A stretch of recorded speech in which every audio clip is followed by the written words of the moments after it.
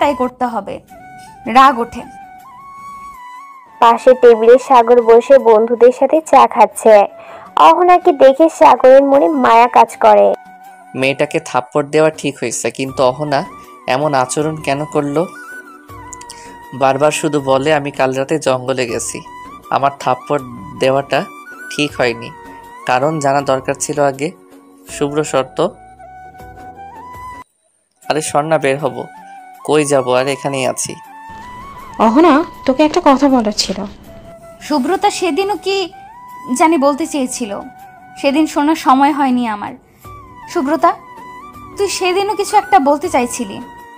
অহনা, কালকে রাতে আমাদের বাসার সামনে। পুরোটা শেষ করার আগেই সাগর এসে যায়। সাগর অহনার পাশে চেয়ারটা টেনে বসে। অহনা সাগর দেখেও না দেখার মতো বসে আছে, নিচের দিকে তাকিয়ে খাচ্ছে। সাগর পানি গ্লাসে পানি ঢেলে অহনার সামনে এগিয়ে দিয়ে বলে, বেশি বেশি করে খাও। রাত জেগে আর চিন্তা ভাবনা করে নিজের চেহারার অবস্থা করছো কি দেখছো? সমস্যা কি? কিসের সমস্যা? আমার কোনো সমস্যা নেই। আসলে এখন আর আপনাকে বেশি একটা বই নিয়ে পড়ে থাকতে দেখি না। সব সময় চিন্তা ভাবনা করেন। কি নিয়ে এত চিন্তা করেন সেইটাই বুঝি না। আপনাকে আমার সহ্য হয় না। আমার সামনে থেকে সরে যান, রাগ হচ্ছে, আমার অনেক রাগ হচ্ছে। এই রাগটা ভালোবাসার রাগ, কিছুক্ষণ পরে ভুলে যাবেন। এখন পাশে আছি তাই রাগ দেখাচ্ছেন। আমি আপনাকে ভালোবাসতে যাব কেন? ভালোবাসতে কারণ লাগে না, তাই কারণটা আমারও জানা নেই। শুভ্রতা অবাক হয়ে তাকিয়ে আছে সাগরের দিকে আর মনে মনে ভাবছে, সাগর হঠাৎ করে অহনার কেয়ার করছে। সাগর কি সত্যি অহনাকে ভালোবাসে? বিষয়টা দেখতে হচ্ছে। অহনাও আজকাল সাগরের খোঁজ খবর নেয়। তাহলে আপনাদের মাঝে চলছে কিছু? অহনা, তুই আমাকে কিছুই বলি না। এই জন্য তো বলি, অহনা এত সাগর ভাইয়ের খোঁজ নেয় কেন? শুভ্রতা, কি বলো? সত্যি অহনা আমার খবর নেয়? কার কাছ থেকে নেয়? সাগর খুশি হয়ে একের পর এক প্রশ্ন করেই যাচ্ছে। কেন নেই? কবে থেকে নেই? আমি তো কিছু জানি না। অহনা কপালে হাত রেখে ভাবছে। শুভ্রতা, এটা কি করলি? শুভ্রতা পাকনামি করে সব প্রকাশ করে দিল। অহনার ফোনে মেসেজের শব্দ আসে। অহনা ফোনটা হাতে নিয়ে দেখলো অর্কের মেসেজ। অহনা ফোনের স্ক্রিন থেকে চোখ সরিয়ে নেয়। বাম পাশে লক্ষ্য করে দেখলো একটা ছেলে দাঁড়িয়ে আছে। এই ছেলে আবার কে? এভাবে তাকিয়ে আছে কেন আমার দিকে? শুভ্রতা হাসছে কেন? এই ছেলেকে শুভ্রতা চিনে মনে হচ্ছে। শুভ্রতাকে উনি চিনিস? উনি এখানে কি করছে? অহনা, ভেবে বল, কে হতে পারে? আমি কিভাবে বুঝবো? তুই তো আমাকে কিছু বলিসনি। সাগর শুভ্রতার দিকে তাকিয়ে খানিকটা চুপচাপ থেকে বলে উঠল, শুভ্রতা, তোমার সাথে ওনার সম্পর্ক কি? তুমি চিনো ওনাকে? সাজিদ চেয়ার টেনে বসে বলল, এত অস্থির হওয়ার কিছু নেই। আরে, আমিও আপনাদের মতো সাধারণ মানুষ। কি বলেন অভ্র সাহেব? নামটা শুনে সাগর ঘাবড়ে যায়। আমতা আমতা করে বলে উঠল, আমি অভ্র না, আমার নাম সাগর। অহনা সাগরের চোখ মুখের দিকে তাকিয়ে দেখলো সাগরের চোখে মুখে একটু ভয়ের ছাপ। উনি সাগরকে অভ্র বলে কেন ডাক দিলেন? তাহলে আমার সন্দেহ কি ঠিক ছিল? এই যে অহনা ম্যাডাম, এত কি ভাবছেন সাগরের দিকে তাকিয়ে? সাগর কিছু না বলে চুপচাপ উঠে দাঁড়ায়। চলে যাবে এমন সময় সাজিদ সাগরের সামনে এসে দাঁড়ায় আর বলে ওঠে, পালিয়ে যাচ্ছ অভ্র? আমি অভ্র না, আমি সাগর। আপনি বারবার আমাকে অভ্র নামে ডাকছেন কেন? আমি পালিয়ে যাব কেন? সরি, বারবার আপনাকে অভ্র নামে ডেকে ফেলছি। আসলে অভ্র দেখতে আপনার মতো, তাই গুলিয়ে ফেলছি। তো যাচ্ছেন কোথায়? চলেন কিছুটা সময় আড্ডা দেই। আমাকে যেতে হবে, আমার কাজ আছে। কি কাজ আছে আপনার? কিছুটা সময় তো চাচ্ছি। অন্য একদিন আড্ডা হবে। এই বলে সাগর চলে যাচ্ছে। সাগরের চলে যাওয়ার দিকে তাকিয়ে থাকে সাজিদ, কিন্তু কিছুক্ষণের মধ্যেই সাগর হারিয়ে যায়। সাগর সেখান থেকে বেরিয়ে সরাসরি চলে যায় তার পুরনো ঠিকানায়। সাগর তাড়াতাড়ি হেঁটে চলেছে, বারবার পিছন ঘুরে তাকায়, কিন্তু কাউকে দেখতে পাচ্ছে না। অহনা বারবার সাজিদকে জিজ্ঞেস করছে, আপনার পরিচয় কি? এরই মাঝে সুব্রতা পিছু নেয় সাগরের। সুব্রতা দেখলো সাগর বারবার এদিক ওদিক তাকাচ্ছে। সাগরের পিছু হাঁটতে থাকে সুব্রতা। কিছুক্ষণ পর পর সাগর ঘুরে তাকাতেই সুব্রতা লুকিয়ে পড়ে রাস্তার পাশে থাকা গাছের আড়ালে। অহনা বারবার চেষ্টা করতেছে সাজিদদের থেকে ছাড়া পাওয়ার, কিন্তু সাজিদ যেন নিজের মধ্যে নেই। অহনা রেগে গিয়ে সাজিদের পেটের মাঝে আঘাত করে। তারপরেই সাজিদের হুঁশ ফেরে আর ছেড়ে দেয় অহনাকে। সাজিদ অহনাকে তাকিয়ে বলল, দুঃখিত, আমি আপনাকে ভালোবাসি আগে থেকেই। হঠাৎ এত কাছে পাওয়ার কারণে নিজেকে আটকে রাখতে পারিনি।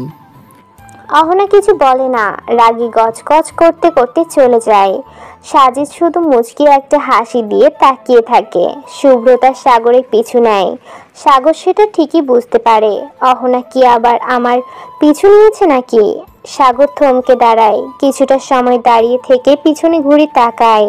কাউকে তো দেখা যাচ্ছে না। হাঁটতে হাঁটতে যখন তারা একটি নির্জন জায়গা দিয়ে যাচ্ছিল তখনই সুব্রতার পিছনে একটা শব্দ হয়।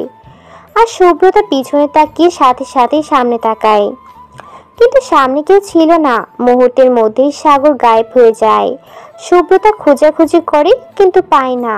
ততক্ষণে সাগর তার জায়গায় পৌঁছে যায়, সেই পুরানো গোডাউন। অহনাকে কেউ ভিডিও ক্লিপ সহ গোডাউনের ঠিকানা দেয়। ভিডিওতে সাগরকে দেখা যাচ্ছিল। এটা তো সেই বাড়িটা, সেদিন যে মামাটা বলেছিল ভূতের বাড়ি। তাহলে এই বাড়ির রহস্য এটাই? তাহলে এটা সাগরের গোডাউন ছিল? রাতের আধারে লোকেদের ভয় দেখিয়ে নিজের কাজ করে নেয়। অহনা সে ঠিকানার উদ্দেশ্যে বেরিয়ে পড়ে। সাদমান জানতো আজ অভ্র মানে সাগর আসবে। সাদমান অভ্রের অপেক্ষায় বসেছিল। অভ্র কতটা বিপজ্জনক তা সাদমান জানে। সাদমান চেয়ার থেকে দাঁড়িয়ে পড়ে অভ্রকে দেখে। জোরে হাসি দিয়ে বলে, স্বাগতম অভ্র ভাই।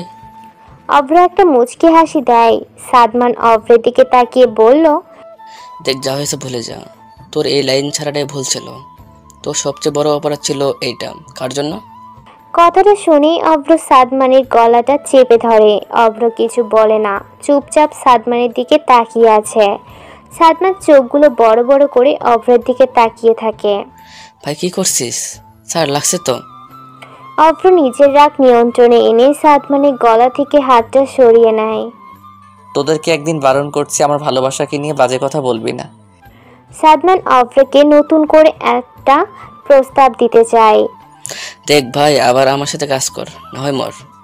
এই কথা শুনে দেরি হয়, কিন্তু অভ্রের মুচকি হাসতে দেরি হয় না।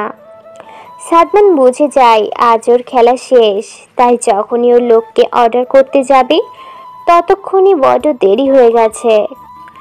কারণ অভ্রের লোকেরা স্নাইপিং করে অলরেডি সবাইকে মেরে ফেলেছে। সাদমান অভ্রের পায়ে পড়ে যায় আর বারবার ক্ষমা চেতে থাকে। কিন্তু অভ্র আজ নিশ্চুপ। বারবার তার প্রিয় মানুষটার সেই ক্ষত বিক্ষত দেহটা সামনে ভেসে আসছে। অভ্র জোরে জোরে হাসতে থাকে। হাসতে হাসতে সাদমানের গলায় ড্রাগস ইনজেক্ট করে আর সাদমান নেশার জগতে পাড়ি দেয়। সাদমানকে চেয়ারে বেঁধে রাখে অভ্র। একের পর এক সিগারেট টানছে অভ্র। অভ্র লাস্ট সিগারেটটা টেনে ফেলে দিয়ে সাদমানের শরীরে সব কাপড় খুলে ফেললো। তারপর ব্লেড দিয়ে সাদমানের শরীরে দাগ কাটতে লাগলো, ইচ্ছে মতো দাগ কাটতে লাগলো। সাদমান কিছুটা ব্যথায় কুকড়াতে ছিল। যখন কাটা জায়গায় মরিচের গুঁড়ো দিল, সাদমানের নেশা কেটে গেল আর ব্যথায় চিৎকার করতে লাগলো। সাদমানের চিৎকার যেন অভ্রকে আনন্দিত করছে। সাদমান চিৎকার দিয়ে বলে উঠল, ভাই আমাকে মেরে ফেল, তাও তো কষ্ট দিস না। সাদমান চিৎকার করে বলতেছিল, কিন্তু অভ্র তো আজ আর সেই অভ্র নেই। ক্ষুধার্ত পশুতে পরিণত হয়েছে। এত অত্যাচার সহ্য করতে না পেরে সাদমান জ্ঞান হারায়। অভ্র আবার সাদমানকে হোশে আনে, তারপর আবারও নানাভাবে অত্যাচার শুরু করে। শেষে সাদমানের চিৎকার অসহ্য হয়ে যায় অভ্রের জন্য, তাই সাদমানের জিহ্বা কেটে ফেলে। সাদমান জ্ঞান হারানোর আগেই সাথে সাথে একটা গুলি করে আর সাদমান মারা যায়। অহনা যখন পৌঁছেছিল তখন সাদমানকে চেয়ারে বাঁধা রেখে অভ্র সিগারেট টানছিল, কিন্তু এর মাঝে এসব অত্যাচার দেখে অনেক আগেই সেন্সলেস হয়ে পড়ে। অভ্রতার লোকগুলো বলে যেখানে ওরা পাপ কাজটি করেছিল সেখানেই যাতে ওকে ঝুলিয়ে রাখা হয়। তারপর অভ্র চলে যায়। অহনা যখন চোখ খুলে তখন নিজেকে তার রুমে আবিষ্কার করে, কিন্তু পরক্ষণেই তার রাতের ঘটনা মনে পড়ে যায়, কিন্তু হকচকিয়ে যায়। ঘড়ির দিকে তাকাই দেখে ভার্সিটিতে যাওয়ার সময় হতে বেশি দেরি নাই, তাই তাড়াতাড়ি রেডি হয়ে নেয়। অহনা বাসা থেকে রাস্তার পাশে দাঁড়িয়ে আছে রিক্সার জন্য, কিন্তু পুরো রাস্তা ফাঁকা। আজকে হরতাল মনে হচ্ছে। রাস্তায় একটা গাড়িও নেই। ব্যাপার কি? সকালে রাস্তায় ভরপুর গাড়ি থাকে। কিছুটা দূর হেঁটে যেতেই দেখে ভিড় জমে আছে। কৌতূহল নিয়ে অহনা এগিয়ে যায়। এখানে এত ভিড় কিসের? হঠাৎ কল বেজে ওঠে অহনার। ফোনের স্ক্রিনে চোখ বুলিয়ে নেয় অহনা। অহনা কলটা রিসিভ না করে এগিয়ে যাচ্ছে ভিড়ের দিকে। শুভ্রতা বারবার কল দিয়ে যাচ্ছে। অহনা কলটা রিসিভ করে বলল, সমস্যা কি তোর? এত কল করে যাচ্ছিস?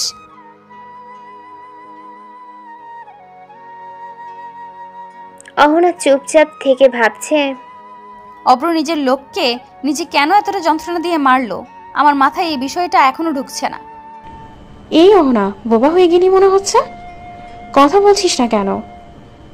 তাড়াতাড়ি নেমে আয়, আজকে ঘুরতে যাব। শুভ্রতা, আমি বাসায় নেই। বাসায় নেই মানে? তাহলে তুই কোথায়? ভার্সিটিতে চলে গেলি? ধুর, ভাবছিলাম অনেকদিন পর দুজনে একসাথে রিক্সায় করে ভার্সিটিতে যাব। আমি মাঝ রাস্তায় দাঁড়িয়ে আছি, তুই আর একটু এগিয়ে আয়, তারপর আমাকে পাবি। শুভ্রতা একটু এগিয়ে আসতেই অহনাকে পেয়ে যায়। অহনাকে দেখে শুভ্রতা মুচকি হাসি দিয়ে বলল, অবশেষে তোমায় পেলাম। আজ শুভ্রতাকে রোমান্টিক রোমান্টিক মনে হচ্ছে। ব্যাপার কি শুভ্রতা? ভার্সিটির মাঠের এক বসে আছে সাগর।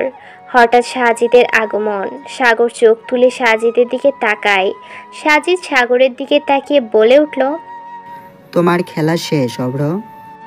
আমি অভ্র না সাগর, বোকার মতো বারবার এক ভুল কেন করে যাচ্ছেন? তোকে অনেক খুঁজেছি, কিন্তু অবশেষে তোর খোঁজ পেয়ে গেলাম। অনেক তো খেললি, এবার চল তোকে একটু আমরা খেলি। অভ্র চুপচাপ থাকে। সাজিদ অভ্রকে বলে, কিরে, কিছু বলছিস না কেন? সাজিদ হাসতে থাকে অভ্রের নিস্তব্ধতা দেখে। যা বাবা, তাহলে মাস্টার মাইন্ডের খেলা শেষ হলো? বলেই হাসতে লাগলো। অপরদিকে মাথা নিচু করে হাসতে থাকা অভ্র এইবার পৈশাচিক হাসি দেয়। হঠাৎ করে অভ্রের এমন উচ্চস্বরে হাসি দেখে ভয় পেয়ে যায় সাজিদ, কারণ সে জানে যে অভ্রকে আজ অবধি কেউ ধরতে পারেনি, সে আজ তার সামনে। এত কিছুর পরও সে হাসবে, এটা স্বাভাবিক নয় মোটেও। সাজিদ মনে মনে ভাবতে থাকে, শুনেছিলাম অভ্র ঠান্ডা থাকে সব সময়, কখনো উত্তেজিত হয় না। তবে আজ কি হলো অভ্রের? অহনা দূর থেকে সবটাই দেখছিল। সবটা যেন তার কাছে ঘোলাটে হয়ে যাচ্ছে। তখনই সাজিদের পিছনে থেকে বলে উঠল। সাজিদ পিছনে তাকিয়ে হাবা হয়ে যায়। ক্যাম্পাসে থাকা সবাই অবাক, অহনাও অবাক হয়। তাহলে কি সাগরের মতো অভ্র দেখতে? তাহলে ওই দিন যে আমি অভ্রকে মেরে দিলাম, তাহলে? অহনা ভাবতে থাকে। সাজিদ আর ঠান্ডা থাকতে পারে না, উত্তেজিত হয়ে যায়। সাগর মুচকি এসে বলল, আরে স্যার, উত্তেজিত হলে হবে? আমি অভ্র, চলেন আমাকে নিয়ে। সাজিদ সাগরের দিকে বন্দুক তাক করে আবার অভ্রের দিকে। যখন সাগরকে গুলি করতে যাবে তখন পুলিশের আরও কিছু গাড়ি ঢুকে ক্যাম্পাসে। গাড়ি থেকে কমিশনার নামে আর সাজিদকে উদ্দেশ্য করে বলে, একজন অপরাধী ছাড়া পাক, কিন্তু একজন অপরাধ ব্যক্তি যাতে কখনোই শাস্তি না পায়, এদেরকে নিয়ে চলো। আসলে অভ্রকে খুঁজে বের করতে হবে, না হলে ওদেরকে ছেড়ে দিতে হবে। সাজিদ কিছু বলে না। অভ্র সাগর দুজনকে গাড়িতে নিয়ে বসায়। তারপর ক্যাম্পাস ত্যাগ করে পুলিশের গাড়িতে বসানোর সময় সাজিদের দিকে তাকিয়ে একটা মুচকি হাসি দেয় সাগর। সাজিদ ভালোই বুঝতে পারছে হাসির মানে। গাড়িগুলো চলে যায়। অহনা ঠায় দাঁড়িয়ে থাকে, ভাবতে থাকে হচ্ছেটা কি। দুদিন পর আজ অহনা বাসা থেকে বের হয়েছে। হাঁটতে হাঁটতে বাসার কাছাকাছি একটা পার্কে আসে। দুদিন ধরে শুভ্রতার সাথেও তার যোগাযোগ হয়নি। অবাক করার বিষয় এইটাই যে শুভ্রতাও ফোন দেয়নি আমাকে। পার্কের মধ্যে ছোট্ট একটি লেক আছে, সেটার পাশে বসে আছি। সাগরকে ধরে নিয়ে যাওয়ার পর কেন আমি ওর সাথে দেখা করতে গেছিলাম, কেনই বা ওর জন্য মনটা ব্যাকুল হয়ে থাকে। ও তো আমার বোনের সাথে এমন জঘন্য কাজ করলো, তবুও কেন ভাবছি আমি ওর কথা। ভালোই হয়েছে পুলিশ ধরে নিয়ে গেছে ওকে। এই কথাগুলো ভাবছিলাম লেকের পানির দিকে তাকিয়ে। হঠাৎ কারোর ডাকে ঘোর কাটলো। তাকিয়ে দেখি পার্কের দারোয়ান। ঘড়ির দিকে তাকিয়ে অবাক না হয়ে পারলাম না, কারণ 2 ঘন্টা হয়ে গেছে। কিন্তু কিভাবে গেল এত সময়? বেশ, আর কিছু না ভেবে দারোয়ান চাচার দিকে চেয়ে মুচকি হাসি দিয়ে বেরিয়ে আসলাম। রাস্তার ফুটপাতের উপর দিয়ে হাঁটছি, হঠাৎই সুব্রতা আর সাজিদকে দেখতে পেলাম। রাস্তার এপাশ থেকে ওপাশে আসতেই ওরা শূন্যে মিলিয়ে গেল। ওদের খুঁজতে খুঁজতে মার্কেটের ভেতর অবধি পৌঁছে গেছি। অহনা, অহনা কণ্ঠটা শুনে থম ধরে দাঁড়িয়ে থাকে। কণ্ঠটা চেনা চেনা লাগছে। অহনা ঘুরে তাকিয়ে দেখল সাগর। সাগর মুচকি হাসি দিয়ে শান্ত দৃষ্টিতে তাকিয়ে আছে অহনার দিকে। কয়েক সেকেন্ডের জন্য আনন্দে লাফিয়ে উঠল অহনা। পরক্ষণে মনে হলো সাগর তো খুনি। সাগর আসাতে আমি এত খুশি কেন হচ্ছি? আমার তো খুশি হওয়ার কথা না, রাগ হওয়ার কথা। কেন করছি আমি এমন? আজকাল নিজের মনকে বুঝে উঠতে পারছি না। মন আসলে কি চায়? নিজের কাছেই আজকাল নিজেকে বিরক্তিকর লাগছে। সাগর শান্ত দৃষ্টিতে এখনো তাকিয়ে আছে অহনার দিকে। অহনা মনকে শক্ত করে সাগরের দিকে তাকিয়ে বলল, কিছু বলবেন? সাগর মাথার চুলগুলো হাত দিয়ে বারবার এলোমেলো করে যাচ্ছে। অহনার দিকে লাজুক চোখে তাকিয়ে বলছে, আসলে মানে অহনা হাত দিয়ে কপালে ঘাম মুছতে মুছতে বলল, মানে কি? যা বলার সোজা বলেন। সাগর গাল চুলকাতে চুলকাতে অহনাকে বলে উঠল, আসলে আমি ভালোবাসি। অহনা রাগ জ্বালানো কণ্ঠে সাগরকে উত্তর দিল। ভালোবাসি মানে কি? আর কাকে ভালোবাসেন? সাগর চুপ থেকে ভাবছে কি বলল। হঠাৎ করেই অহনাকে বলে উঠল, আসলে ভালোবাসি। আসল বা নকল ভালোবাসেন সেটা জেনে আমি কি করব? তোমার জানার দরকার আছে অহনা। তাহলে বলেন। সাগর হাসি উজ্জ্বল চেহারা নিয়ে বলে উঠল, যখন রোজ সকালে তুমি ভেজা চুলে টাওয়েল জড়িয়ে দাঁড়িয়ে থাকবে, তখন তোমার শরীরের সাথে মিশে থাকা প্রতিটা পানির ফোঁটার বিন্দু বিন্দু কণা হতে চাই। তোমার সমস্ত অলসতামি মন খারাপের দিনে আমি তোমার ঠোঁটের কোণে ফুটে ওঠা এক চিলতে হাসি হতে চাই। যখন তুমি কাঠফাটা রোদের মাঝে দাঁড়াবে, প্রচণ্ড রৌদ্রের তাপে ক্লান্ত হয়ে দৃষ্টিশূন্য চাহনিতে আকাশের দিকে তাকাবে, তখন এক ফালি সাদা মেঘ হয় তোমার উপরে ভাসতে চাই। আর রোজ সকালে তুমি ঘুম থেকে ওঠার সাথে একগুচ্ছ কাঠগোলাপ তোমার হাতে দিয়ে তোমার কানের কাছে আমার ঠোঁট জোড়া আলতো করে ছুঁয়ে দিয়েই তরে। সাগর তো জেলে ছিল, ছাড়া পেল কবে? শুভ্রতাও কিছু বলল না। আজকাল শুভ্রতার সময় নেই, আমার সাথে কথাও বলে না। অহনা কিছু না বলে সাগরকে পাশ কাটিয়ে চলে আসে। সাগর চুপচাপ দাঁড়িয়ে থেকে ভাবছে। অহনা দীর্ঘশ্বাস ছেড়ে হেঁটে যাচ্ছে। সুব্রতা সোফায় বসে টিভির দিকে তাকিয়ে আছে। হঠাৎ কলিং বেল বাজতেই সুব্রতা উঠে গিয়ে দরজা খুলে। সুব্রতা দরজা খুলে অবাক দৃষ্টিতে তাকিয়ে থেকে বলে উঠল, অহনা, তুই আমাদের বাসায়? কেন আসতে পারি না তোর বাসায়? থাপ্পড় কয়টা দিব আগে বল। অহনা গুমড়ে মুখ করে সুব্রতার দিকে তাকিয়ে বলল, দরজার সামনে রেখে অপমান করা হচ্ছে আমাকে। আজকাল সুব্রতা অহনাকে ভালোবাসে না, তাই অহনা নিজেই আসলো সুব্রতার খোঁজ নিতে। আগে তো অহনা ব্যস্ত ছিল, আর এখন সুব্রতা ব্যস্ত। অহনাকে একটু অন্যরকম লাগছে মনে হচ্ছে। অহনা, আমাকে মিস করে ভাবতে কেমন জানি লাগছে। বিদ্রুপ করছিস সুব্রতা?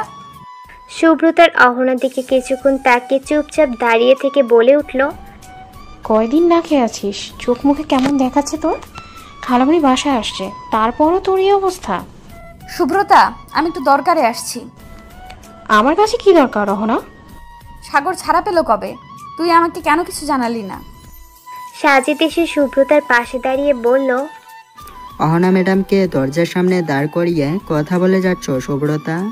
ভেতরে আসতে বলো, একসাথে আড্ডা দেই কিছুটা সময়। সাজিদকে দেখে অহনা বিরক্তি অনুভব করে। চুপচাপ দাঁড়িয়ে থেকে সাজিদের দিকে তাকিয়ে ভাবছে। সাজিদ সুব্রতার বাসায় কি করছে? এই ছেলেটাকে দেখলে কেন জানি আমার রাগ হয়, কিন্তু কিছু করার নেই। সুব্রতার জন্য বিরক্তিকর মুখটাকে সহ্য করতে হবে। অহনা মুচকি হাসি দিয়ে বলল, বাসায় খালামণি আছে, চিন্তা করবে। আড্ডা দেওয়ার মতো সময় আমার হাতে নেই, তাই আমি দুঃখিত, আড্ডা দিতে পারবো না। আড্ডা না দাও, ভেতরে এসে তো বসবে। অহনা সোফায় গিয়ে বসে সাজিদের দিকে তাকিয়ে বলল, আপনাকে কিছু প্রশ্ন করার ছিল, যদি উত্তর দিতেন ভালো হতো। প্রশ্ন করতে পারো, উত্তর দেওয়ার জন্য আমি প্রস্তুত। অব্রকে কেন ছেড়ে দেওয়া হলো? অব্র তো খুনি, তাহলে? পেছনে সুব্রতার বাবা ফারাবি খান বলে উঠলেন, অহনা, সাগর ছাড়া পেয়েছে। তুমি যাকে অভ্র ভাবছো সে অভ্র না, অভ্র সেদিন পালিয়েছে। যদি সাগর অব্র না হয়, তাহলে অব্র কোথায়? আব্বু, সাগর যদি অভ্র না হয় তাহলে প্রতি রাতে সাগর কেন বাসা থেকে বেরিয়ে যেত? কি বলছি সুব্রতা? সুব্রতা এই কথাটা আমার থেকে লুকিয়ে যেতে পারলো? সাগর নিজের রুমে ছিল। সুব্রত কারো সম্পর্কে না জেনে মিথ্যা অপবাদ দেওয়া ঠিক না। আমি অন্তত তোমাকে এই শিক্ষা দেইনি। এতক্ষণ নিশ্চুপ থেকে এবার বলতে শুরু করলো সাজিদ। সুব্রতা, তোমার ধারণা সম্পূর্ণ ভুল। সাগর অভ্র না, তার প্রমাণ আমরা পেয়ে গেছি। সাগর দেশের বাইরে ছিল, তার বাবা মা মৃত্যুর খবর পেয়ে দেশে ফিরে আসে, তারপর আর দেশ ছেড়ে যায়নি, তোমাদের ভার্সিটিতে ভর্তি হলো। সাগরের উকিল তার international driving licence, voter ID, জন্ম নিবন্ধন ও স্কুলের সার্টিফিকেটও চেক করে প্রমাণ হয় সে সাগর। আর সাগরকে মেরে অভ্র পালিয়েছে। অভ্র সাগরের মৃত্যু দিয়ে নিজেকে মৃত প্রমাণ করতে চেয়েছিল। সুব্রতা চায়ের কাপ টেবিলে রেখে বলল, তারপরও কিছু প্রশ্ন থেকে যায় সাজিদ। আব্বু বলেছিল সাগর গ্রামের ছেলে, গ্রাম থেকে এসেছে, তার বাবা মা পরিবারের কেউ নেই। অহনা অবাক দৃষ্টিতে চুপচাপ তাকিয়ে আছে ফারাবি খান সুব্রতার দিকে তাকিয়ে। সুব্রতা, আমি মিথ্যে কিছু বলিনি। সাগর গ্রাম থেকে এসেছে। আচ্ছা আব্বু, আমাকে একটা রহস্যের সমাধান দিবে? অনেকদিন ধরে এই রহস্যের সমাধান খুঁজে বেড়াচ্ছি। ফারাবি সাহেব মাথা নেড়ে সম্মতি জানালেন। সুব্রতা ফারাবি খানের দিকে তাকিয়ে শান্ত কণ্ঠে বললেন, বৃষ্টি জড়ানো সেই রাতে কোথায় ছিলে তুমি? ফারাবি খান সোফায় বসে হাতে চায়ের কাপ নিয়ে বলল, কোন রাতের কথা বলো আম্মু? 5 দিন আগের কথা আব্বু। তোমাকে পুরো বাড়ি আমি খুঁজে বেরিয়েছি। সেই দিন সন্ধ্যায় আমাদের বাসার সামনে কেউ একজন একটা কালো গাড়ি করে চলে যাচ্ছিল। শুধু সেই সন্ধে না, এর আগে থেকেই বিষয়টা আমার নজরে পড়েছে। বিষয়টা তোমাকে জানানোর জন্য খুঁজেছি। সাগরের রুমের দরজা বন্ধ ছিল, তাহলে আব্বু সেই লোকটা কে ছিল? সুব্রতার কথাগুলো শুনে ফারাবি খান চুপ হয়ে যায়। সুব্রতা এবার ফারাবি খানের পাশে গিয়ে বসলো। আব্বু প্লিজ বলো, তুমি যদি জানো বিষয়টা সম্পর্কে। সুব্রতা, তোমার কথার মানে কি? তুমি কি বোঝাতে চাইছো? সাগরের রুমের দরজা বন্ধ ছিল, আমি বাসায় ছিলাম না, তাহলে কি আমি সেই লোক? তোমার কথা মানেটা এখন দাঁড়াচ্ছে আমার মনে হচ্ছে। আব্বু সত্যি বলতে সন্দেহ থেকে তুমি বাদ পড়নি কিন্তু। সুব্রতা, তোমার কথাগুলোর মানে বোঝো। তুমি আমাকে সন্দেহ করছো। আব্বু তুমি বলো, সেই রাতে তুমি কোথায় ছিলে? দরজার সামনে দাঁড়িয়ে সাগর বলল, আমি বলছি সবটা। সাগরের কণ্ঠ অহনার কানে যেতেই দরজার দিকে তাকায় অহনা। সাগর গম্ভীর চোখগুলো দিয়ে অহনার দিকে তাকায়, মুচকি হাসি দিয়ে সোফায় গিয়ে বসে। অহনা নীরবতা ভেঙে বলল, আমার দেরি হয়ে যাচ্ছে, বাসায় যাব। সাগর স্থির বসে থেকে ব্রু কুঁচকে তাকায় আর অহনাকে বলে, একটু পরে যাবেন, বসেন না কিছুটা সময়।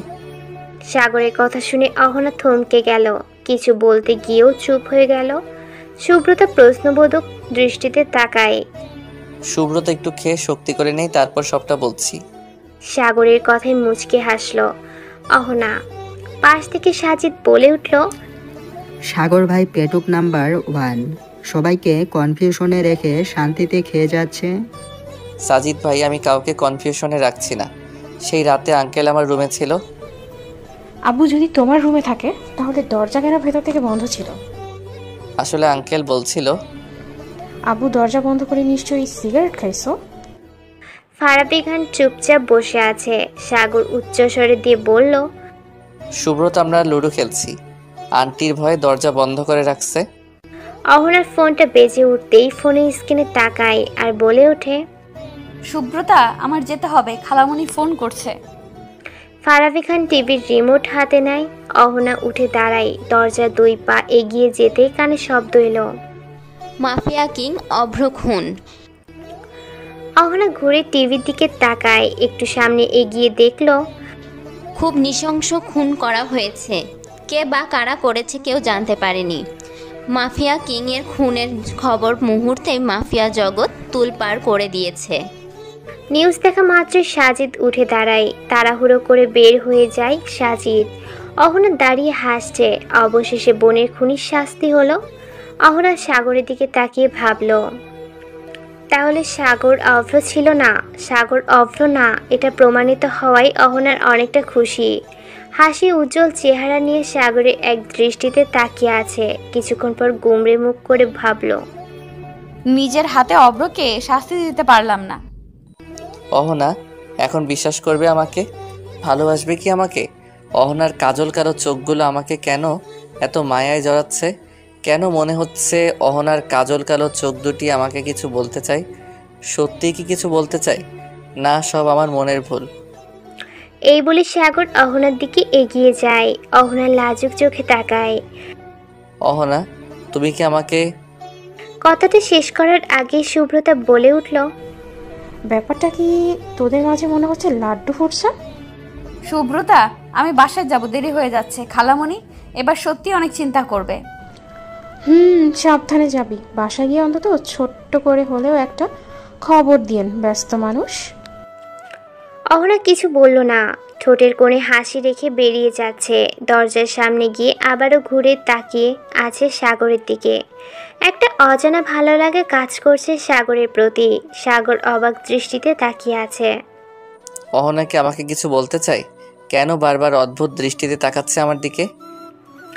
অহনা রাস্তার পাশে দাঁড়ায়। পাশে তাকাতেই সাগরকে দেখতে পায়। আপনি? হ্যাঁ, আমি। অবাক হচ্ছেন মনে হলো।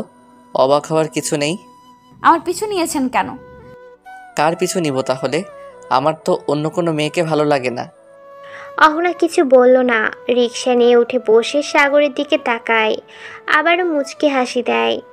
সাগর অহনার মুচকি হাসির রহস্য খোঁজার চেষ্টা করেও বারবার ব্যর্থ। এই হাসির কারণ ঠিক বুঝতে পারছে না সাগর। হঠাৎ সাগরের ফোনটা কেঁপে ওঠে। সাগর ফোনটা পকেট থেকে বের করে রিসিভ করে, কানে তুলে নেয়। সাগরের দৃষ্টি এখনো অহনার দিকে। ফোনের ওপাশ থেকে ভয় জড়ানো অচেনা কণ্ঠে বলে উঠল, অহনাকে বাঁচাও, অহনাকে মেরে ফেলবে, অহনাকে বাঁচাও। কথাগুলো সাগরের অস্থিরতা বাড়িয়ে দেয়। সাগর নজর দেয় সামনের দিকে। অহনার রিকশা তো দেখা যাচ্ছে না। সাগর কাঁপা কণ্ঠে বলে উঠল, কে আপনি? অহনার কি হয়েছে?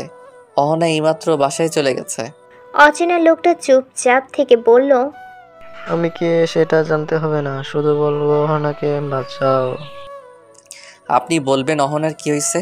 কই থেকে বাঁচাবো? কি হয়েছে বলবেন আপনি। অচেনা লোকটা কিছু না বলে ফোনটা কেটে দেয়। সাগর আবার কল দেয়, কিন্তু বারবার ফোন বন্ধ দেখাচ্ছে। সাগরের চোখে চিন্তা ফুটে ওঠে। সাগর একটু সামনে এগিয়ে দেখলো অহনাকে দেখা যাচ্ছে না। অহনা ফোন নাম্বার তো আমার কাছে নেই। সাগর দৌড়ে বাসায় চলে আসে। সুব্রতা? সুব্রতা সাগরের চিৎকারে রুম থেকে দৌড়ে আসে। সাগর, এভাবে চিৎকার কেন করছো? কি হয়েছে? তুমি তো ঘামছো কেন? অহনার ফোন নাম্বার একটু দিবে সুব্রতা? খুব দরকার। যদি না দাও অহনাকে একটা কল করো প্লিজ। কোথায় আছে অহনা? সাগরের অস্থিরতা দেখে সুব্রতা ভয় পেয়ে যায়। টেবিলের উপর থেকে গ্লাসে করে পানি এনে সাগরকে দিল। সাগর, তুমি চেয়ারে বসো, একটু পানি খেয়ে নাও। চিন্তা করো না, আমি অহনাকে এখনই কল করছি। সাগর পানি গ্লাস হাতে নিয়ে গ্লাসে চুমুক দেয়। শুকনো গলাটা ভিজিয়ে নিয়ে বলল, সুব্রতা, তাড়াতাড়ি করো। সুব্রতা অহনার নাম্বারে কল দেয়, কিন্তু অহনার সিম বন্ধ দেখাচ্ছে। সুব্রতা সাগরের শুকনো চেহারার দিকে একবার তাকিয়ে আবারও কল দিল, কিন্তু সিম বন্ধ দেখায়। কি হলো সুব্রতা? অহনার মোবাইল বন্ধ। সাগর? সাগর চেয়ার থেকে উঠে দাঁড়ায়। চিন্তার পরিমাণটা বেড়ে দ্বিগুণ হয়ে গেল। সুব্রতা, তুমি অহনার বাসা চিনো? আমি তো ভাবছি অহনার ফোন কেন বন্ধ। অহনা কখনো ফোন বন্ধ রাখে না। অহনার কোনো বিপদ হয়নি তো সাগর? সুব্রতা, তুই অহনার বাসা চিনো? হ্যাঁ চিনি, অহনার বাসা। চলো তাহলে অহনার বাসায়। এত রাতে যাওয়া ঠিক হবে সাগর? রাত কয়টা বাজে? একবার ঘড়ির কাঁটার দিকে তাকিয়ে দেখো। রাত 9টা বাজে, এটা কোনো ব্যাপার না সুব্রতা। কিন্তু তারপরও কেমন দেখায় না বিষয়টা? সুব্রতা, অহনার খবর পাওয়াটা অনেক দরকার। অহনা কোথায়? অহনার ফোন কেন বন্ধ? তাহলে চলো সাগর। সাগর বাইক বের করে সুব্রতা উঠে বসে। সুব্রতার দেখানো পথ দিয়েই ছুটে চলেছে বাইকের চাকা দুটি। ল্যাম্পপোস্টের আলোয় পুরো শহর আলোকিত হয়ে আছে। অহনার বাসার সামনে এসে বাইক থামে। সুব্রতা বাইক থেকে নেমে দরজার সামনে গিয়ে দাঁড়িয়ে কলিং বেল বাজায়। দরজা খুলে যায়। সামনে দাঁড়িয়ে আছে খালামণি। মিসেস রাবিয়া সুব্রতা ও সাগরের দিকে তাকিয়ে বললেন, কে তোমরা? কি চাই এত রাতে আমাদের বাসায়? কেন? আমি ভাবছি আমার অহনা আসছে। মেয়েটা সেই বিকেলে বাসা থেকে বের হয়েছে, এখনো বাসায় ফিরেনি। কোথায় আছে কে জানে। একের পর এক কল দিয়েই যাচ্ছি, ফোন বন্ধ। আল্লাহ, মেয়েটাকে রক্ষা করো। আমাকে একটা বার বলে ও বাসা থেকে বের হয়ে যায়নি। আমি তো মানুষ, আমার কথা চিন্তা করার মতো সময় তার কাছে নেই। মিসেস রাবিয়ার একটা কথা সাগরের বুকে তীরের মতো লাগছে। তাহলে আমাকে যে ফোন দিছিল সে কি সত্যি বলছিল? অহনার তাহলে সত্যি কোনো বিপদ হয়নি? সুব্রতা মিসেস রাবিয়ার দিকে তাকায় আর বলে ওঠে, খালামণি, আমরা অহনার বন্ধু। আমরা অহনার খোঁজে এখানে আসছি। তোমরা তো অহনার বন্ধু, তোমরা জানো আমার অহনা কোথায়? আন্টি, অহনা আমাদের বাসা থেকে বের হয়ে আসছে 8টার দিকে।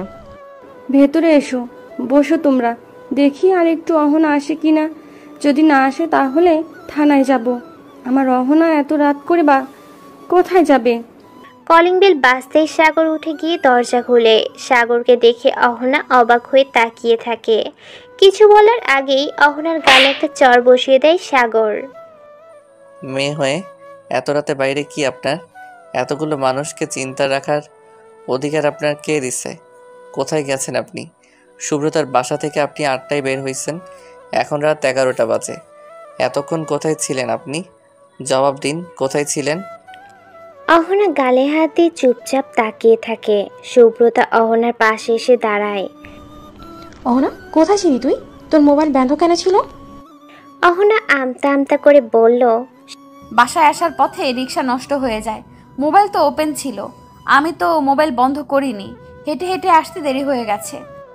অহনা মিথ্যা কথা বলছে, সত্যিটা অহনা লুকিয়ে যাচ্ছে।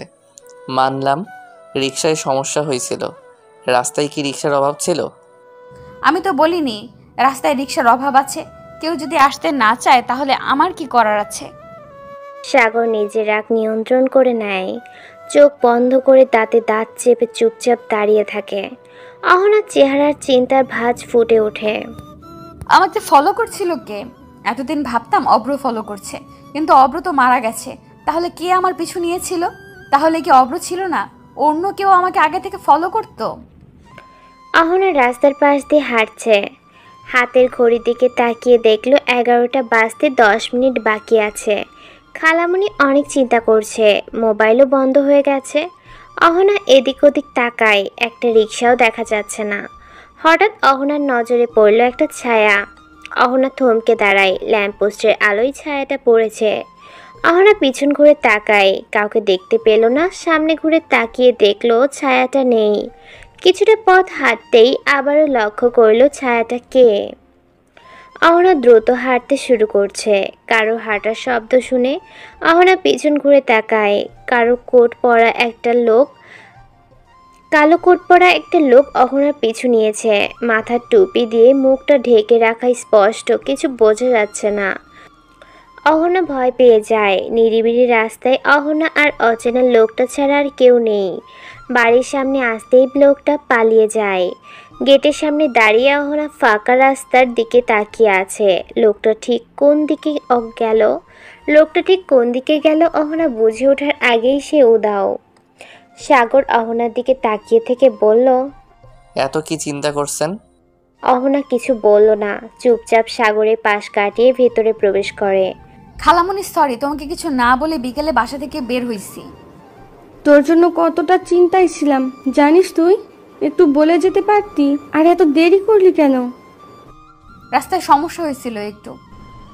খালামণি, আমরা এখন আসি, অনেক রাত হয়ে গেছে, বাসায় চিন্তা করবে। তোমরা আসলে অথচ খালি মুখে চলে যাবে? তোমরা অহনার সাথে বসে রাতের খাবার খেয়ে যেও। খালামণি, আমরা বাসায় কিছু না বলে বেরিয়ে আসছি। বাসায় চিন্তা করবে। আজকে আসি, অন্য একদিন না হয় এসে খেয়ে যাব। বিদায় নিয়ে সাগর শুভ্রতা হাঁটতে থাকে। সাগর কিছুক্ষণ পর পর অহনার দিকে তাকায়। অহনা শুভ্রতার পিছু পিছু বাগান পর্যন্ত আসে। বাইকে বসলো সাগর শুভ্রতা। মায়া জড়ানো দুটি চোখ অহনার দিকে তাকিয়ে আছে। ওরা চলে যাওয়ার পর অহনা গেট আটকায়। পেছন ঘুরে তাকাতে দেখলো সেই অদ্ভুত লোকটা অহনার পাশে দাঁড়িয়ে আছে। ভয়ে অহনা ঘামছে। কাঁপা কাঁপা কণ্ঠে বলে উঠল, কে আপনি? কেন আমার পিছু নিয়েছেন? কি চাই আপনার আমার কাছে? লোকটা উচ্চস্বরে হাসলো। হাসিটা এত ভয়ানক লাগছে অহনার কাছে। অহনা এক পা দু পা পেছোতে শুরু করে। চিৎকার দিতে গিয়ে চিৎকার দিতে পারছে না, গলা দিয়ে শব্দ বের হচ্ছে না। লোকটা অহনার দিকে এগিয়ে আসছে। অহনার গালে হাত দিতেই খালামণি বলে চিৎকার দেয় অহনা। অহনা চোখ খুলে দেখলো মিসেস রাবেয়া মাথায় হাত বুলিয়ে দিচ্ছে। খালামুনি, আমি তো গেটের কাছে ছিলাম, এখানে আসলাম কি করে? মিসেস রাবেয়া মাথায় হাত বুলিয়ে দিতে বললেন, অহনা, তুই অজ্ঞান হয়ে গেছিলি। কি হয়েছিল? এত জোরে কেন চিৎকার দিলি? আন্টি, তুমি ওই লোকটাকে দেখছো? কোন লোকটা? ওই লোকটা যে আমার পিছু নিয়েছিল। আমি যখন গেট আটকে ঘুরে তাকালাম তখনই লোকটাকে দেখলাম। খালামুনি, ও আমার গালেও হাত দিছে। মা, শান্ত হ। কেউ ছিল না, তোর মনের ভুল ছিল। খালামুনি, আমি সত্যি বলছি, কেউ একজন আমাকে ফলো করছে। এই যে আমি পাশে আছি, কেউ কিচ্ছু করতে পারবে না। কেউ তোর আশেপাশেও আসতে পারবে না। এখন চল, খেয়ে নিবি। এই বলে উঠে দরজার সামনে আসতেই অহনা খালামণি বলে ডাক দিয়ে উঠে। মিসেস রাবেয়া ঘুরে তাকায়, মুচকি হাসল। কিছু বলবি? অহনা মাথা নাড়িয়ে হ্যাঁ বলে। মিসেস রাবেয়া খাটের কোণে এসে বসলো। তোর সব কথা শুনবো রাত জেগে। আমরা সারা রাত কথা বলবো, তবে তার আগে খেয়ে নিতে হবে। অনেক রাত হয়ে গেছে, খেয়ে নিতে হবে। খালামুনি, তুমি কিছু জানো না? কি জানবো? অব্র খুন হয়েছে। আমার বাবা মা বোনের খুনি আজ অন্যের হাতে খুন হয়েছে। কি বলিস তুই? অভ্র তো জেলে ছিল, তাহলে খুন কে করলো অভ্রকে? খালামুনি, বিষয়টা আমিও আগে জানতাম না। তুমি তো অব্রকে কোনোদিন দেখোনি। সুব্রতার সাথে যে ছেলেটা আসছে ও সাগর, অব্রের মতো দেখতে, পুরো সাগর। অহনা পুরো ঘটনা মিসেস রাবেয়াকে খুলে বলল। মিসেস রাবেয়া চুপচাপ থেকে বলল, বাপকেও ছাড়ে না। এটা হওয়ারই ছিল। যা হয়েছে ভালো হয়েছে। খালামুনি, ঠিক হয়নি। আমি নিজের হাতে যদি... পুরো কথাটা শেষ না হতেই থমকে যায় অহনা। মিসেস রাবেয়া কিছু বলল না, চুপচাপ উঠে যায়। অহনা, খেতে আয়। দুজনে রাতের খাবার শেষ করে রুমে আসে। রুমে আসতেই অহনা দেখলো খাটের উপর লাল গোলাপ আর একটা চিরকুট। অহনা কৌতূহল নিয়ে সামনে এগিয়ে যায়। ফুল আর চিরকুট হাতে নিয়ে ভাবছে, এত রাতে আমার রুমে গোলাপ আর চিরকুট কে দিল? বাসায় তো কেউ আসেনি। আচ্ছা, সাগর রেখে যায়নি তো? দূর, সাগর রাখলে তো আগেই দেখার কথা। অহনা বারান্দায় দাঁড়িয়ে দেখলো একটা লোক চলে যাচ্ছে। তাহলে উনি কি আমার রুমে আসছিলেন? কিন্তু কিভাবে আসবে কিছুই মাথায় আসছে না অহনার। অহনা হাতের চিরকুটটা খুলে দেখলো। প্রিয়তমা, তোমাকে দেখার ইচ্ছেটা মাথায় চেপেই বসেছে। তোমার দেখার এই অসুখ আমাকে মাঝে মাঝে প্রচণ্ডভাবে চেপে ধরে। তোমার খোলা চুলের প্রেমে পড়েছি আমি বারবার। মাঝে মাঝে ইচ্ছে করে জানো, তোমার খোপায় বেলি ফুলের মালা গুঁজে দেই। প্রিয়তমা, আমার ভালোবাসার লাল গোলাপটা যত্ন করে রেখে দিও। হয়তো আমি তোমার পাশে থাকবো না, দূর আকাশের মতো দূর থেকেই তোমার খেয়াল রাখবো।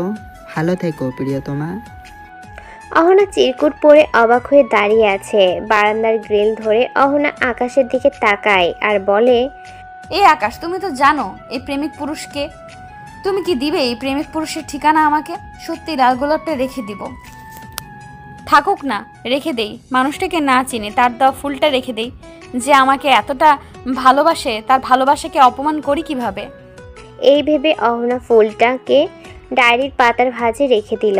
সকালে মিষ্টি রোদ আর পাখির মিষ্টি সুরে ঘুম ভেঙে যায় অহনার। অহনা বাম হাতটা গালের নিচ থেকে সরিয়ে কপালের উপর রাখে। চোখ খুলে জানালার দিকে কিছুক্ষণ তাকিয়ে উঠে বসলো। জানালার ওপাশে একটা হলুদ পাখি বসে আছে। অহনা এক দৃষ্টিতে তাকিয়ে আছে পাখির দিকে। কিছুক্ষণ পর আরও একটা হলুদ পাখি এসে পাখিটির পাশে বসলো। দুজন দুজনের দিকে তাকায়। অহনা মনে মনে ভাবছে, আচ্ছা এই পাখির নাম কি? আর এরা দুজন কি দুজনকে ভালোবাসে? কতটা মিল তাদের মধ্যে? একটা পাখি হঠাৎ অহনার দিকে তাকায়। অহনা উঠে দাঁড়ায়। জানালার পাশে যেতেই পাখিগুলো উড়ে যায়। অহনা তাকিয়ে থেকে দেখছে। কিছু দূর যেতেই পাখিগুলো শূন্যতায় মিলিয়ে যায়। পাখিগুলোকে আর দেখা যাচ্ছে না। অহনা মুচকে হাসলো। ভালো থাকুক তাদের ভালোবাসা। আমার খুব জানতে ইচ্ছে করছে এই পাখিগুলো কোথায় উড়ে গেল। ইস, যদি আবার আমার জানলার পাশে এসে প্রেম করতো, আমি বসে বসে তাদের প্রেম দেখে প্রেমে পড়ে যেতাম। এই ভেবে একা একা হাসছে। চুলগুলো হাতের মুঠোয় নিয়ে খোপা করে নেয় অহনা। বালিশের পাশ থেকে ওড়নার বুকে জড়িয়ে রুম থেকে বের হয়ে সোফায় গিয়ে বসে। খালামণি, কোথায় তুমি? অহনার এমন ডাক শুনে মিসেস রাবিয়া ভয় পেয়ে রান্নাঘর থেকে দৌড়ে বের হয়ে আসে। কি হয়েছে অহনা, এভাবে কেন ডাক দিলি? কি আর হবে খালামণি, তোমাকে দেখছি না তাই একটু ডাক দিয়ে দেখে গেলাম। আমি কতটা ভয় পেয়ে গেছি তুই জানিস? তোমাকে ভয় দেখানো আমার কাজ খালামণি। আমার বুক এখনো ধুকপুক করছে। ফাজিল, ফ্রেশ হয়ে আয়, নাস্তা দিচ্ছি। ভার্সিটিতে যাবি কখন? খালামণি, ও খালামণি, খালামণি আজকে ভার্সিটিতে যাব না, আমার ভালো লাগছে না আজকে। তোমার সাথে বাসায় থাকি আজকে। মিসেস রাবিয়া মুচকি হেসে অহনার হাতটা শক্ত করে ধরে বলল, এত মিল দিয়ে লাভ নাই। সামনের মাসে মনে হয় তোমার পরীক্ষা, ভার্সিটিতে যেতে হবে। পড়ালেখা তো মনে নাই, হঠাৎ করে এমন হয়ে গেলি কেন? তাড়াতাড়ি ফ্রেশ হয়ে নাস্তা করে আসেন। খালামণি আজকের জন্য প্লিজ প্লিজ। আমি যাই বলছি তাই হবে, কোনো কথা শুনতে চাই না। অহনা চুপচাপ ওয়াশরুমে গিয়ে গোসল করে তৈরি হয়ে নাস্তার টেবিলে গিয়ে বসে। একটু বস, আমি নিয়ে আসছি। রাবিয়া বেগম তাড়াতাড়ি করে নাস্তা এনে টেবিলে রাখে। অহনা হাসি দিয়ে বলল, খালামণি আজকে কি রান্না করছো? এত সুন্দর সুবাস আসছে। খালামণি, তোমার হাতের পায়েসের তুলনা হয় না। অহনা খাওয়া শেষ করে ব্যাগটা হাতে নিয়ে দরজার সামনে দাঁড়িয়ে বলল, খালামণি আমি আসছি, দরজা বন্ধ করে দাও। গেট পার হতেই অহনার সামনে একজন এসে দাঁড়ায়। অহনা চমকে যায়, অবাক দৃষ্টিতে তাকিয়ে থাকে। আপনি এত সকালে আমার বাসার সামনে কি কি দরকার আপনার এখানে? তেমন কোনো দরকার নেই, তবে তোমাকে দেখার ইচ্ছে হয়েছে তাই চলে এসেছি। অহনা কথাটা শুনে একটু পিছিয়ে যায়। সাজিদের কাছ থেকে এমন কথা শোনার জন্য প্রস্তুত ছিল না। আমাকে দেখার ইচ্ছে হয়েছে কেন? অব্র খুন হয়েছে সেই সম্পর্কে কিছু বলতে চায়? আপনার কথা ঠিক বুঝতে পারছি না। আমাকে দেখার ইচ্ছে হয়েছে মানে? সাজিদ কিছুটা এগিয়ে আসে, পকেটে হাত রেখে অহনার দিকে ঝুলে বলে উঠল, অহনা, আমি তোমাকে ভালোবাসি। এই কথাটা তোমাকে অনেকবার বলার চেষ্টা করেছি, কিন্তু বলার মতো কোনো সুযোগ হচ্ছে না। তার মানে চিঠি ফুল আপনি দিয়েছেন? হ্যাঁ, আমি তোমাকেই চাই। বাহ সাজিদ, বাহ, দারুণ অভিনয় জানো তুমি। কথাটা কানে ভেসে আসতেই অহনা ঘুরে তাকায় শুভ্রতা। শুভ্রতা চোখে কোণে পানি চিকচিক করে। অহনা স্পষ্ট বুঝতে পারছে সাজিদ অহনাকে পাশ কাটিয়ে শুভ্রতার হাত ধরে টেনে একটু দূরে নিয়ে যায়। তুমি আমাকে ঠকালে সাজিদ, তার মানে আমাকে তুমি ভালোবাসোনি?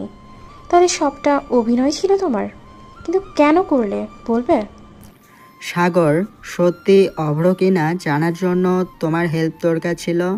আমি যদি তোমার সাথে প্রেমের অভিনয় না করতাম, তুমি আমাকে সাহায্য করতে না। শুভ্রতা কিছু বলল না, এক ছুটে চলে যায়। অহনা দূর থেকে দাঁড়িয়ে ভেবে যাচ্ছে।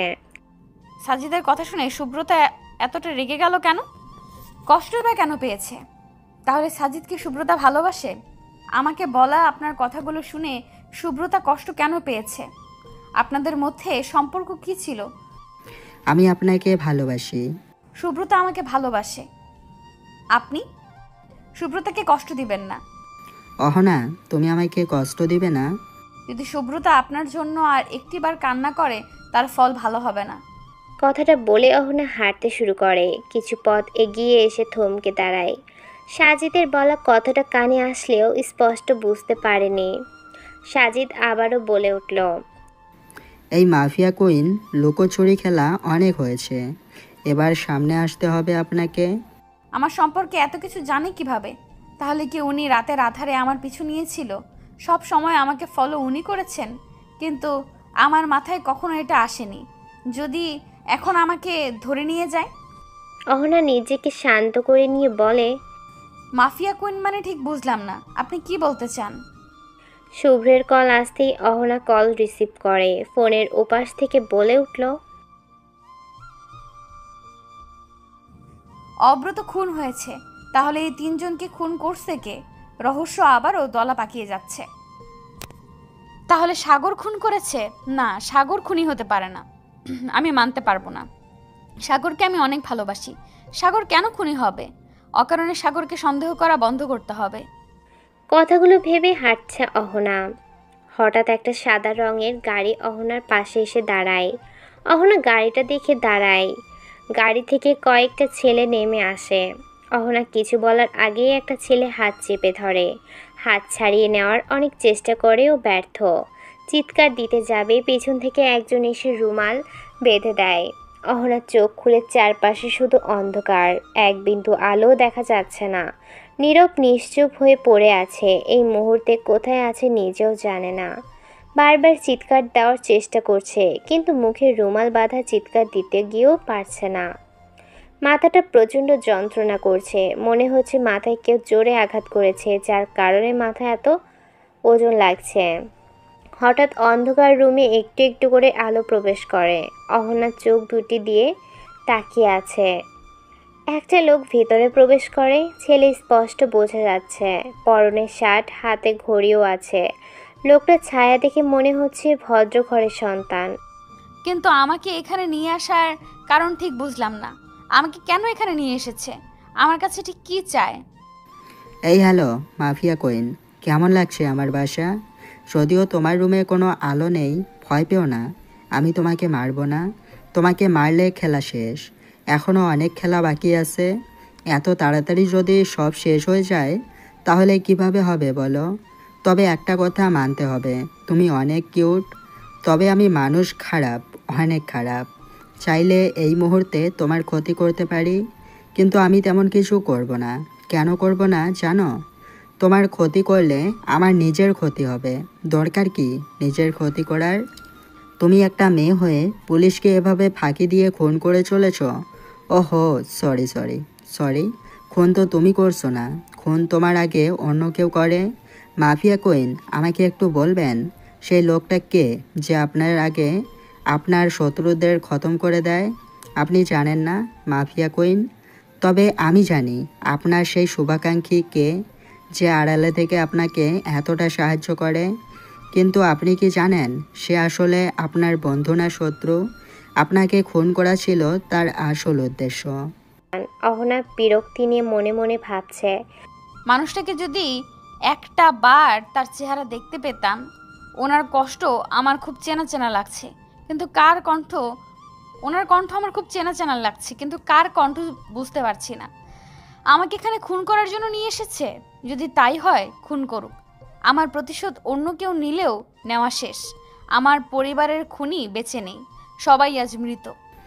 মাফিয়া কুইন চিন্তায় পড়ে গেছেন মনে হচ্ছে। আপনাকে একটা নিউজ দেওয়ার আছে। ভাবছি আপনি নিউজ শুনে ঠিক কী করবেন। বেশি রেগে যাবেন না, অল্প। আপনি তো সাগরকে অনেক ভালোবাসেন। সাগরের সম্পর্কে কতটুকু জানেন আপনি? অহনা বিরক্তি নিয়ে মনে মনে ভাবছে, বলদ দেখছি ভাই, আপনার মতো বলদ দেখিনি। আমার মুখ বেঁধে রেখে প্রশ্ন করে, আবার আসছে এখানে মাস্তানি করতে। এমন বলদ মাস্তান, আমার হাত পায়ের বাঁধন একটাবার খুলে দে সাহস থাকলে, তারপর তোকে মজা দেখাবো। আমাকে আটকে রাখার জন্য তোর হাড্ডি গুঁড়ো করে পাউডার বানিয়ে বাতাসে উড়িয়ে দিব। লোকটা খানিকটা থামলো। হাতের আঙ্গুল দিয়ে আওয়াজ করতেই আরও একটা লোক ভিতরে প্রবেশ করে। মুখের বাঁধন খুলে দিয়ে বের হয়ে যায়। মাফিয়া কুইন, এবার বাঁধন খুলে দিলাম।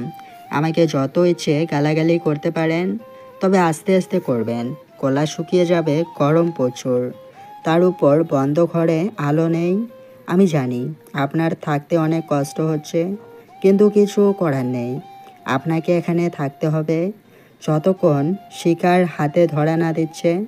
কিসের শিকার? আমাকে এখানে তুলে নিয়ে আসছেন কেন? শুধু একটা বার আমার হাতের বাঁধন খুলে দিয়ে দেখুন, আপনি জীবিত থাকবেন না, লাশ মাটিতে পড়ে যাবেন। আপনি সাহসী আমি জানি, কিন্তু আপনি এখন একা, অকারণে এত রাগ দেখাচ্ছেন। আমার সাথে আপনি পারবেন না, তাই চিৎকার চেঁচামেচি না করে এখানে চুপচাপ বসে থাকেন। সময় মতো খাবার আসবে, আপনাকে কিছু কথা বলার আছে, তার জন্য মানসিকভাবে প্রস্তুত থাকবেন। তাই বলছি, খাবার দিয়ে যাবে, ঠিক মতো খেয়ে নেবেন। ঝামেলা করলে ক্ষতি আপনার, আমার না। কি কথা বলুন আপনি? আমি মানসিকভাবে প্রস্তুত আছি। এত তাড়া কিসের মাফিয়া কুইন? এখনও অনেক সময় পড়ে আছে, ধীরে সুস্থে সব বলবো, একটু অপেক্ষা তো করতেই হবে। আমাকে যতদিন ইচ্ছা আটকে রাখুন, তাতে আমার কোনো সমস্যা নেই, কিন্তু আমার খালামণিকে একটা খবর দিয়েন। খালামণি অনেক চিন্তা করবে, অসুস্থ হয়ে যাবে আমাকে খুঁজে না পেলে। সম্ভব না, আমি আপনার খালামণিকে খবর দেব, তারপর উনি পুলিশ নিয়ে আমাকে ধরিয়ে দেবে। আমাকে আপনার বোকা মনে হয় মাফিয়া কুইন? নিজেকে বড্ড চালাক মনে করেন আপনি। এখানে কোনো চালাকি করছি না, আমি শুধু জানি আমার খালামণি কষ্ট না পায়। আমার খালামণির যদি কিছু হয় আমি আপনাকে ছাড়বো না। মাস্তানি কাকে বলে আপনাকে আমি দেখিয়ে দিব। বাহ, দারুণ। মাফিয়া কুইনও ভয় পায় দেখা যাচ্ছে। আপনার মতে আপনার মনেও ভালোবাসা আছে? নিজের খালামণিকে এত ভালোবাসেন? তাহলে তো আপনার খালামণির ক্ষতি করতে হয়, ওনাকে এই পৃথিবী থেকে সরিয়ে দিতে হবে। তাহলে আপনাকে কষ্ট দেওয়ার মতো অস্ত্র আমার হাতে তুলে দিলেন। দেখুন, আপনার পায়ে ধরি, আমাকে আপনি খুন করেন, তাতে বিন্দুমাত্র কষ্ট হবে না আমার। আমার খালামণির কোনো ক্ষতি করবেন না, আমার খালামণির কিছু করবেন না। খালামণি কিছু জানে না, বিশ্বাস করেন, কিছু জানে না। আপনি কান্না করুন, ততক্ষণে আপনার খালামণিকে আমি শেষ করে আসি। কথাটা বলে লোকটা বের হয়ে যায়। অহনা পিছন থেকে চিৎকার করে যাচ্ছে, দরজা বন্ধ করে দেয়, রুমটা অন্ধকারে ডুবে যায়। অহনা চিৎকার চার দেয়ালের মাঝে আটকে আছে, হাত পায়ের বাঁধন ছেঁড়ার চেষ্টা করে যাচ্ছে। এতক্ষণ চুপ থাকলেও এখন পারছে না। খালামণিকে কে রক্ষা করবে? আল্লাহ, তুমি আমার খালামণিকে রক্ষা করো। খালামণি ছাড়া কেউ নেই আমার, আমি একা বেঁচে থাকতে পারবো না। প্লিজ আমাকে ছেড়ে দেন, আমার খালামণি কোনো ক্ষতি করবেন না। চিৎকার করতে করতে অহনা ক্লান্ত হয়ে পড়ে, চেয়ারের সাথে হেলান দিয়ে শুধু কান্না করে যাচ্ছে। আমি কাউকে ছাড়বো না। সারা দিন কেটে যায়, অহনা বাসায় ফিরছে না। মিসেস রাবেয়া সোফায় বসে আছে। এভাবে কতক্ষণ বসে থাকা যায়? মেয়েটার মোবাইল বন্ধ হয়ে আছে, চিন্তায় মাথা ফেটে যাচ্ছে। অহনা কেন এমন করে প্রতিদিন আমার সাথে? এমন না করলে হয় না। এভাবে চিন্তা করতে করতে একদিন ঠিক আমি মারা যাব, তখন এসে আমাকে জীবিত পাবে না, আমার মৃত লাশ এসে পাবে। মেয়েটা আজকে ভার্সিটি যেতে চায়নি, আমি জোর করেই পাঠিয়েছি। জোর করে পাঠানো উচিত হয়নি। মেয়েটার কোনো বিপদ হয়নি তো? একবার ভার্সিটিতে গিয়ে খোঁজ নিয়ে আসবো, কিন্তু এই সন্ধ্যায় ভার্সিটিতে কে থাকবে? দারোয়ান তো নিশ্চয়ই থাকবে। যদি কেউ না থাকে, আল্লাহ আমি কি করব? একটা পথ বের করে দাও। আমি নিতে পারছি না। অহনার একটা বান্ধবী ছিল, শুভ্রতা, ওই মেয়েটা নিশ্চয় জানে অহনার খবর। মিসেস রাবেয়া শুভ্রতার মোবাইলে কল করে, কিন্তু রিসিভ হয়নি। অহনার ডায়েরি ঘেটে শুভ্রতার বাসার ঠিকানা বের করে। বাসা থেকে বের হয়ে রাস্তার পাশে দাঁড়ায়। একটা রিক্সা ধরে শুভ্রতার বাসায় এসে হাজির হয়। কলিং বেল বাজছে। শুভ্রতা নিজের রুমের বিছানায় শুয়ে আছে, এখনো মানতে পারছে না সাজিদ বেইমানি করেছে। কি অদ্ভুত মানুষ, নিজের কাজের জন্য অন্য একজনকে ব্যবহার করে। এই কথাটা অনেকবার শুনেছি, কিন্তু কখনো প্রমাণ পাইনি। কিন্তু আজকে নিজেই তার প্রমাণ হয়ে দাঁড়িয়ে আছে। উনি অহনাকে আগে থেকেই পছন্দ করতেন হয়তো, কিন্তু আমি এই বিষয়টা কেন বুঝতে পারিনি? সবসময় অহনার কথা বলতো, তখনও আমার সন্দেহ হয়নি। শুভ্রতার কান্না ভেজা চোখ। শুভ্রতা ওয়াশরুমে গিয়ে হাত মুখ ধুয়ে আসে। সোফার রুমে এসে অবাক হয়ে যায়। অহনার খালামণি এখানে, তাও এই সময়? অহনার কিছু হয়নি তো? অহনা কোথায়? এই সন্ধ্যায় আসার কারণ কি? কৌতূহল আটকে রাখতে না পেরে খালামণি বলে ডাক দিয়ে দেয়। মিসেস রাবেয়া শুভ্রতাকে দেখে ব্যস্ত হয়ে ছুটে আসে ওর পাশে। মা, তোমার অপেক্ষায় সেই কখন থেকে বসে আছি। তোমার আম্মু বলল তুমি ঘুমাচ্ছ, তাই নিষেধ করেছি ডাকতে। আন্টি, কি হয়েছে? আপনাকে দেখে এত চিন্তিত মনে হচ্ছে কেন? অহনা কোথায়? অহনা কোথায় মানে? তুমি জানো না আমার অহনা কোথায়? আন্টি, অহনার সাথে আজকে আমার কোনো কথা হয়নি।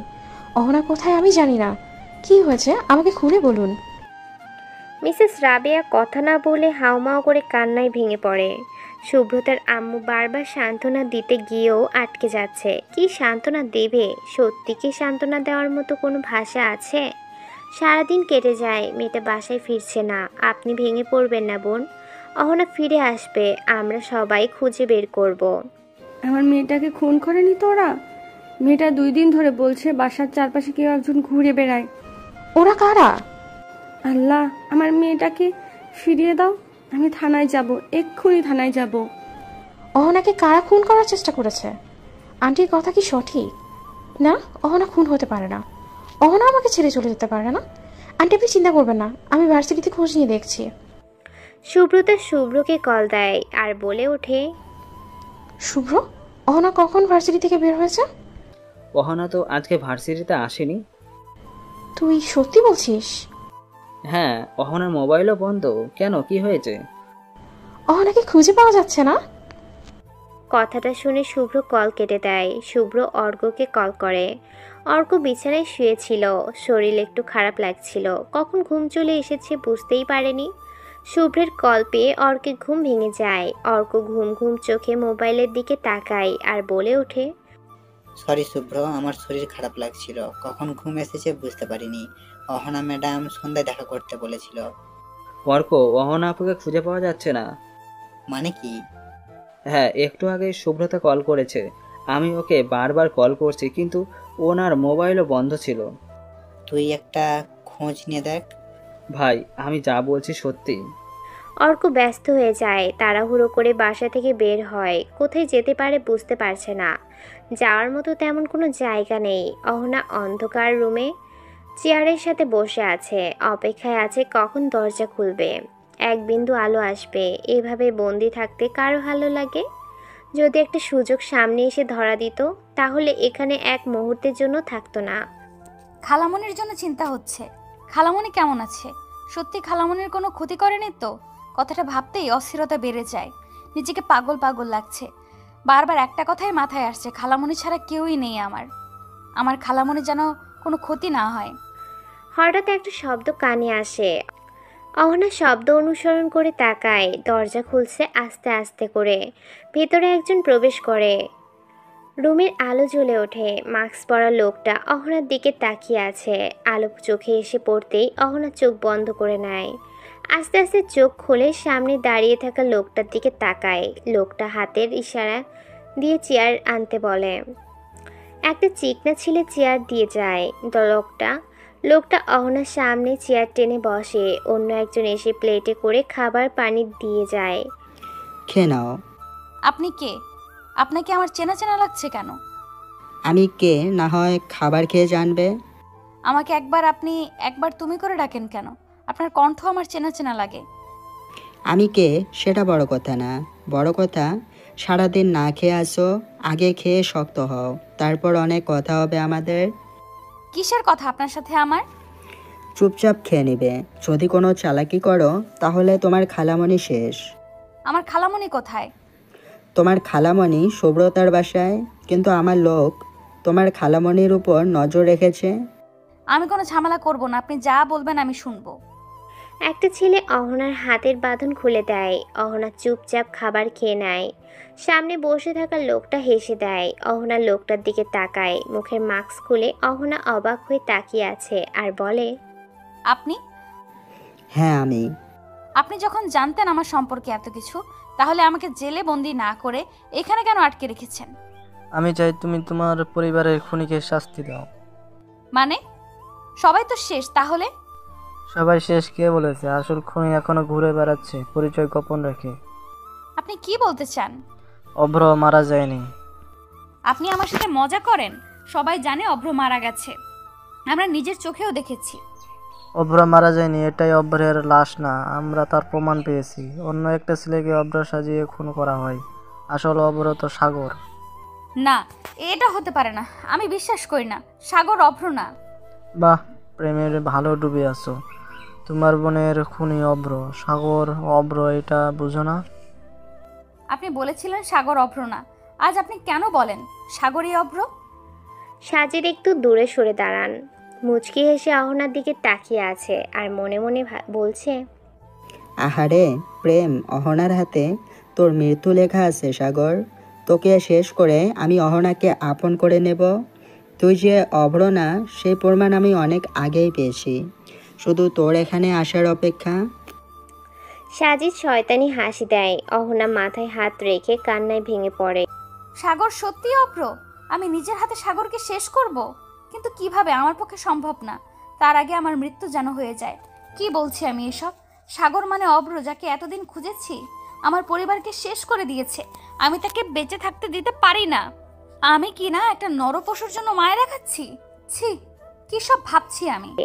সাগর রুমে আসতে সাজিদ জোরে জোরে বলে ওঠে, ওয়েলকাম অভ্র আপনাকে।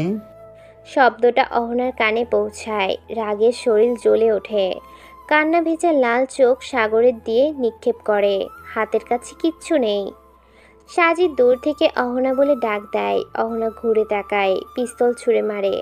অহনা পিস্তল হাতে তুলে নেয়, সাগরের দিয়ে লক্ষ্য করে পিস্তল ধরে। সাগর কিছু বুঝে ওঠার আগেই সব কেমন এলোমেলো হয়ে গেছে। অহনাকে কিছু বলার জন্য পা বাড়াতে যায়, তখনই অনেক হয়েছে অভ্র, তোর জন্য এই পৃথিবীতে আমাকে একা বেঁচে থাকতে হয়েছে। তোর জন্য আমার বাবা মা আত্মহত্যা করেছে, তোর জন্য আমার বোনকে মরতে হয়েছে, তোর জন্য রাতের পর রাত আমার কাঁদতে হয়েছে। শুধু তোকে ভালোবেসে আমার বোনকে নিজের জীবন দিতে হয়েছে। তুই এতটা অমানুষ যে ভালোবাসা নিয়ে পুতুল খেলা করা তোর কাজ। আমার বোনের কি অপরাধ ছিল? আমার বোন তোকে ভালোবেসেছে। সাগর অহনাকে থামাতে গিয়েও থামালো। না অহনা, তুমি কাকে মারবে, সাগরকে না অভ্রকে? কথাটা শুনে পাশে তাকায় অহনা। সাগরের পাশে এসে দাঁড়ায় সাগরের মতো দেখতে আরও একজন। অবাক হয়ে তাকিয়ে আছে। কে অভ্র আর কে সাগর? দুজনকে দেখতে একই রকম কেন? কি হলে বলো অহনা, তুমি কাকে মারতে চাও? অহনা বোকার মতো দাঁড়িয়ে আছে। সাজিদ অবাক হলো না। সাজিদ হা হা করে হেসে দিয়ে বলে, এক ঢিলে দুই পাখি। অভ্র, তোকে খুন করার জন্য লোক পাঠিয়েও খুন করতে পারলাম না, তুই বারবার বেঁচে যাস। আমি অনেক আগে থেকে জানি সাগর অভ্র না। সাগরের রুমে যেদিন যাই, অনেক খোঁজাখুঁজির পর একটা ডায়েরির মাঝে কিছু ছবি খুঁজে পাই। ঠিক তখনই বুঝতে পারি তোরা যমজ ভাই।